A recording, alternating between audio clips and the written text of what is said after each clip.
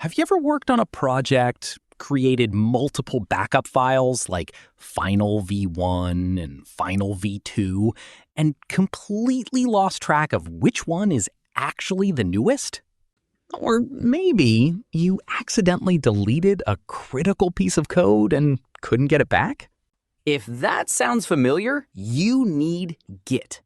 In this short video, we're going to cover 3 simple things.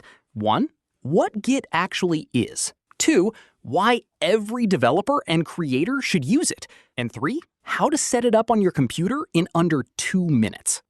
So, what is Git? At its core, Git is a distributed version control system created by Linus Torvalds back in 2005. But what does that mean in plain English? Think of Git like a super-powered time machine for your project files. Every time you save a snapshot of your project, which is known as a commit, Git records exactly what changed, who changed it, and when. Unlike traditional saving, Git doesn't overwrite your previous work. Instead, it tracks the full history of every single line of code or text from day one. And because it's distributed, every developer working on a project gets a complete copy of the code and its history right on their own machine. So why should you start using Git today? Here are 4 major reasons. First, safety and backup. If you break your code today, you can instantly roll back to how it was yesterday, or even 6 months ago. Nothing is ever permanently lost. Second, branching and experimentation.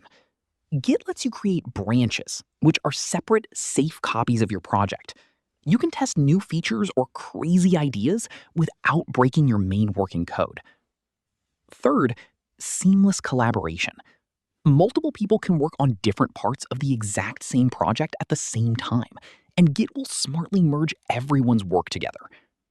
And fourth, it's the industry standard. Almost every tech company, open source team, and software developer uses Git. Learning it is non-negotiable if you want to work in tech. Now, let's get Git installed on your machine. First, open your browser and head over to git-scm.com. If you're on Windows, download the standard installer.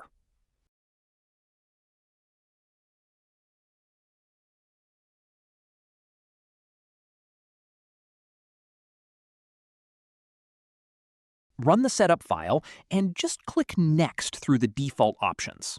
The defaults are perfect for beginners.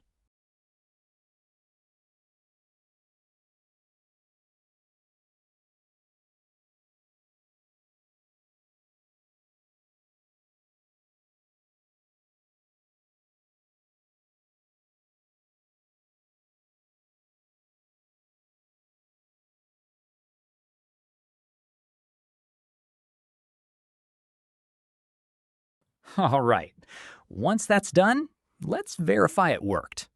Open your terminal or command prompt and type git space version. If it prints out a version number, congratulations, Git is installed. There's just one last quick step. We need to tell Git who you are. Type these 2 commands, replacing the placeholders with your own details. Git config -- global user.name your name. And then git config -- global user.email your email at example.com. This ensures your name is attached to every snapshot you create.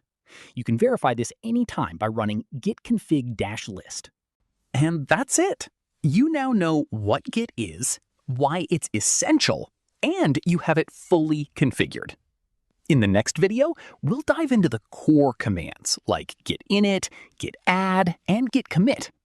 If this was helpful, hit that like button, subscribe to the channel, and drop any questions in the comments below. Thanks for watching, and happy coding.